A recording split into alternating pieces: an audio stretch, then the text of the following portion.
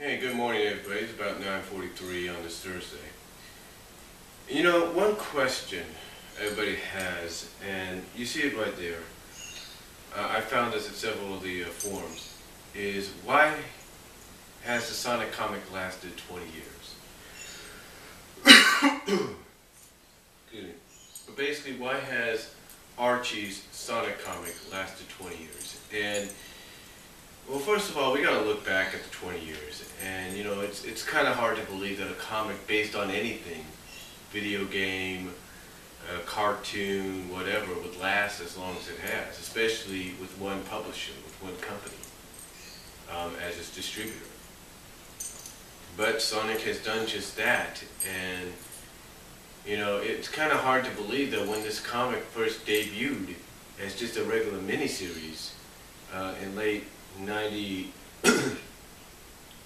around late 92 into 93, and it became a regular series in 93. Excuse me. I don't think anybody would have thought it was going to last as long as it has, but yet here it is 20 years later, and it's still going strong. And again, you look at how it first began. It basically began as, I guess as some people would put it, sort of a combination of both animated shows that would come later in the year.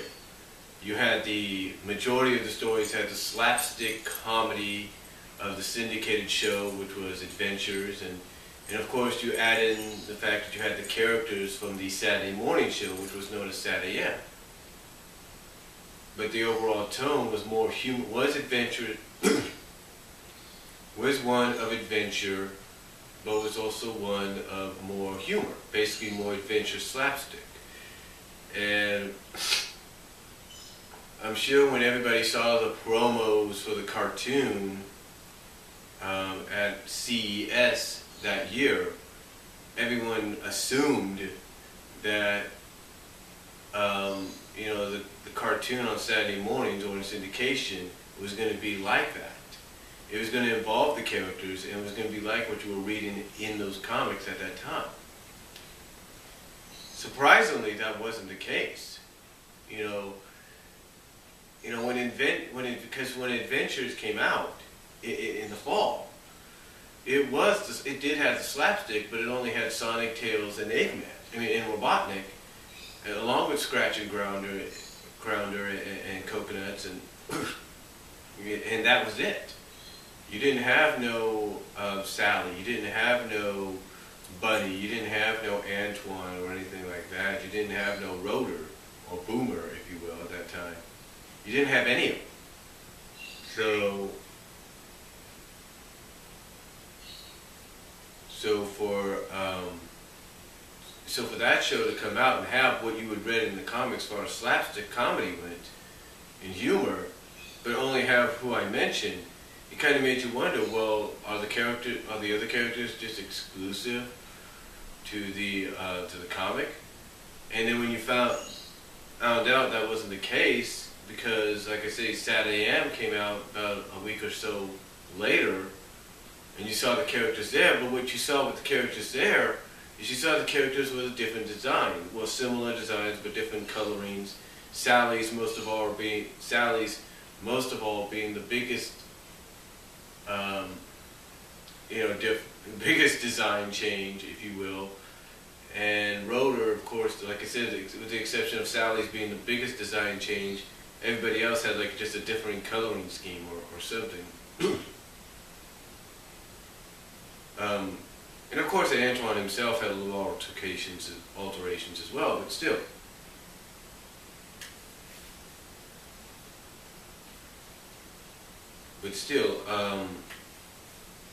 What was unique about that is the pilot for Saturday AM was kind of more of a episode of the comic book come to life when you thought about it. And that was kind of funny, because you usually think a pilot episode would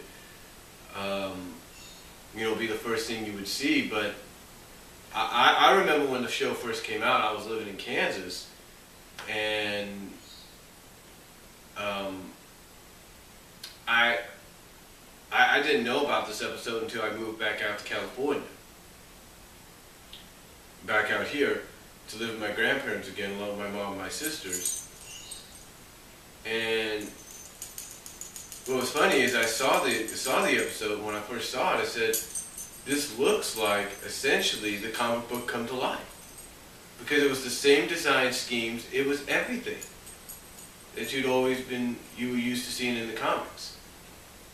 And, you know, for me,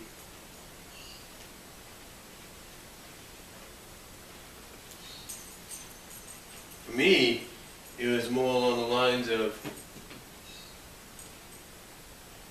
and for me it was more along the lines of, it was a comic book episode, I just didn't know it was a pilot, that was the thing, until I read up on it later on.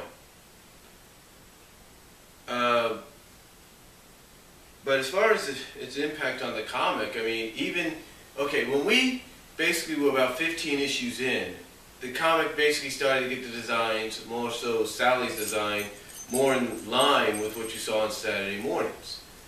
So at least that was there. But it still had the slapstick humor and stuff that you had seen in Adventures. And quite honestly, I don't really think it started picking up the pace of dramatic effect or a Satayam likeness, if you will, until the backstories of the issues that followed that. Because the issues that followed that were backstories that led into the Sally miniseries. I mean, and essentially you also had a bit of a 48-page special called In Your Face that kind of helped out as well. But besides that, you still have some of the humorous tones in the main stories, but the backups were more serious, were taken more serious, more of that, like I said, almost Satayam-like tone. So basically, what happened, and this is what's helped keep the comic alive for as long as it's been, what happened was those more serious Satayam-like stories started to become more of the main focus, started to become the main stories, if you will. So that as you got further along, it started to become less humorous and more Satayam-like, if you will. And to me, it wasn't until about 95 when the show went off of ABC and then slowly ended up in syndication, as well as later on the USA Network, in butchered form, as some people put it, that the comic really started to pick up speed. It started to slowly start to pick up momentum, because basically a lot of fans looked at the comic and the stories that were being brought out at the time as the main stories, again going from backups to main, as an extension of what Satayam was. And it wasn't really until Satayam finally went off the air in syndication and on USA Network, it wasn't until it finally went off the air and most syndicated in markets in the USA Network, that again it really started to pick up speed. It really started to become, the comic I should say, started to really pick up speed. And as soon as we got to the Endgame saga, which at the time when that was obviously being planned, it was being planned out to be the final story. It was planned out that issue 50 would be the end. It would be over. But again, in my honest opinion, what's helped keep the comic go beyond that and into these, go beyond that and last for as long as it has, is the fact that the main stories were becoming more Satayam-like. I mean, you basically had a lot of the elements that the late Ben Hurst, God rest his soul, had described in some ways. You had the third love interest, that love triangle finally be developed with Sonic, Sally, and Jeopardy, if you will. Jeopardy in this case. You had Knuckles appear like he was originally supposed to around and towards the end of season 3. You had Tails find out his power and come into his own. You had all those elements that were supposed to be in season 3 of Sad AM finally come to fruition and become reality in the comic. So, to me, the comic, like I said again, has lasted for as long as it has because of that element. Because of the fact that fans wanted the comic, well, not wanted the comic, I should say, but saw the comic and wanted it in some ways to be like Sad AM. And, again, and like I said, as soon as Sad AM was completely off the radar for some time, the comics were basically the last vesture that the fans had. It was the last. It was the last piece of Sad AM that was left for them to cling on to. And again, like I said, everything that the late Ben Hurst said was going to happen occurred in the comics. And I'm pretty sure Ben, again, God rest his soul, because I know he's watching from above, I'm sure Ben Hurst had plans to bring in Amy Rose. I'm just saying. So, to me, the reason, again, I know I sound like a broken record here, the reason the comics lasted as long as it has was because of the fact that as soon as Sad AM went off the radar, it was the last vesture for fans that had a connection to the characters and to the show. And it's still that way today. I mean, that is why you have a lot of fans debating and not really sure about the redesigns of the characters. Despite the fact that the characters, in some people's minds, have to be updated, have to kind of represent themselves as if they were in the games. And again, everybody understands that. But because you've had fans of the characters and of the show that basically this comic became the last vesture, the last, piece of for fans to enjoy, you can kind of understand why they're upset. And you could say that they're purist and everything, and that's fine. That's your opinion, if you will. That's totally your opinion. But again, here's the thing.